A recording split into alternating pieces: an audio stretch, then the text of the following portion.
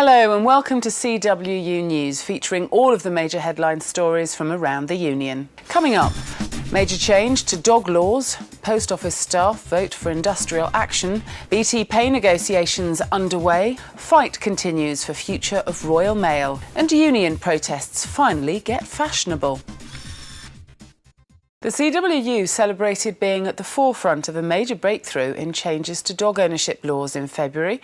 The union has been campaigning since 2008 for changes to current dog laws and has welcomed the Environment, Food and Rural Affairs Select Committee report into the failings of the Dangerous Dogs Act 1991. The government, through DEFRA, have announced recently that they intend to make changes to the Dangerous Dogs legislation and in particular to extend the law to cover private property, which is the main objective of our campaign. They also, in the announcement, have stated that they will introduce compulsory microchipping, which also we support as part of our campaign. And thirdly, they are making some changes around the rules for the seizure of dangerous dogs by the police. Additionally, there's been good progress in respect of Wales, and our Welsh members will obviously be pleased to know that in response to our Bite Back campaign, a positive response from the Welsh Government, they have introduced the Control of Dogs Wales Bill, which has completed a public consultation, and we expect that bill to be introduced into the Welsh Parliament in the very near future, and that will then lead to hopefully the legislation for Wales coming into force towards the end of the year or early in 2014. The Post Office has announced plans to franchise 70 Crown post offices, which will cut the Crown network by 20% and put at risk the jobs of more than 700 post office staff. The union has called the move a partial destruction of the Crown network and has raised concerns about access to services and the survival of the post office network. The Post Office have dealt a devastating blow to our members. They've turned up senior managers in 70 different locations across the United Kingdom and told our members the bad news. Over 700 of our members are facing TUPE and their Crown office being closed and moved into a franchise office. The feedback that we've got already is that people are really upset, they're distressed by it, and this is no way to treat a highly skilled, professional and dedicated workforce that have given loyal service to the public and to the Post Office. I live just up the road from this post office, and I probably come in here once or maybe twice a week. I think it's going to be hugely inconvenient to lots of people in the community if it's moved. We've got a new health centre just opening up the road, and I'm sure, you know, all the older people who use that in the area, it's going to be very difficult. It's convenient. You can park over in the supermarket if you've got passes and things, so it's a great location at the moment. The union will not stand for this. We know our members won't stand for this, and the members will not tolerate the way they're being treated by the company. So they will vote yes for industrial action. So we're going to fight back, and we're not going to allow this to happen. Postal workers at the Bristol Royal Mail depot in Mead Street have voted unanimously to accept an agreement that ends the long-running dispute over long delivery rounds and allegations of bullying and harassment. The dispute was finally resolved after strike action and the involvement of arbitration service ACAS. The CWU has welcomed the announcement of 400 new jobs being created in Virgin Media, but has also cited that 400 similar jobs were lost this time last year when the company closed its Liverpool call centre. CWU Deputy General Secretary Dave Ward has said that postal workers would be shocked at reports that management bonuses have risen by more than 60%. At the very top of the company, Chief Executive Moya Green is reported as having been given a £371,000 bonus. Post office workers have voted to take industrial action in a dispute over pay and job security.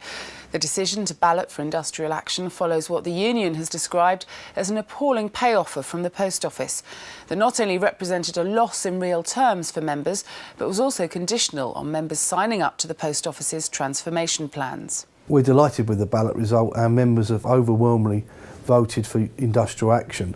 This is condemnation of the Post Office plans. Effectively, it's a vote of no confidence in Paula Reynolds and her lead team, and our members have unequivocally rejected their proposals. The alternative is that we simply just roll over and let the Post Office kick us all over the place, and clearly our members don't want that, as they've demonstrated so convincingly by voting yes in this industrial action ballot. The CWU has started a series of negotiations with BT aimed at agreeing the first pay deal since the 3-year agreement reached in 2010. The CWU negotiating team, led by Deputy General Secretary Andy Kerr, is strongly bidding for an inflation plus pay rise for all members in BT from April 2013. It's on the last deal, 3-year deal. That was a 3% for 3 years. It was a good deal. It was on the upper quartile of settlements, but the volatile inflation rate that has been over that time, it put our people slightly behind where they should have. We would have liked them to be. So we're trying to get some recompense for that in this deal. I'm hopeful, very hopeful, that we can get there. We can get that above inflation pay rise. It's fully consolidated for our members. That we can move forward together, working with the company to help grow it, which is in both our interests. It's been the interests of our members and our future members, and it's in the interests of the company. So I think it's a matter of watch this space. Let's see what's happening over the next few weeks. We'll certainly be keeping the membership informed of what's going on, and hopefully we can get where we want to be. And I want a pay rise that's in place above inflation by the 1st of April. In a CWU TV address, Deputy General Secretary Dave Ward has provided an update regarding major ongoing issues for members in Royal Mail. Anybody who's followed recent developments will recognise that the differences that have emerged between CWU, the company and the government now look set for industrial conflict. What we'll be doing to bring all this together is we'll be holding a conference, a special conference with all our representatives across the country in March, and we'll be putting in place a policy there that will be coming out explaining to our members, and we really do need the members to get behind these issues. That also links into our Save Our Royal Mail campaign, and we're convinced if the members are prepared to show once again that they support the union's policies, then we'll make sure that we get the best deal possible for them and that will protect their jobs and protect the future UK postal services. Members can watch the entire video now on CWUtv.org. CWU campaigners braved freezing temperatures in January to raise awareness of agency workers unfairly losing out on hundreds of pounds of pay each month. Closing the Loopholes campaign took the day of action to speak to hundreds of call centre workers across the country after becoming deeply concerned that many weren't even aware of the rights they'd been signing away through controversial pay between assignment contracts. In October 2011, new legislation was brought in which allowed agency workers to qualify for equal treatment on pay and other terms and conditions after 12 weeks in a given job. However, there is a loophole in that legislation which allows hirers and employment agencies to avoid their responsibilities of awarding equal pay. We look after people who are on those PBAs, and I had a chap in the other day in the office, and ultimately his life's on hold because he's on just £7 an hour. He wants to ask his partner to marry him, he wants to have a wedding, he wants to start a family. So it's really affecting people, in the worst possible way. Thank you very much, and good luck with everything. It's really important for us to be here today just to make sure that everybody is aware that that the campaign that we're running is going on, and to reassure people that the CWU cares about the campaign that we're running about agency pay. See you later.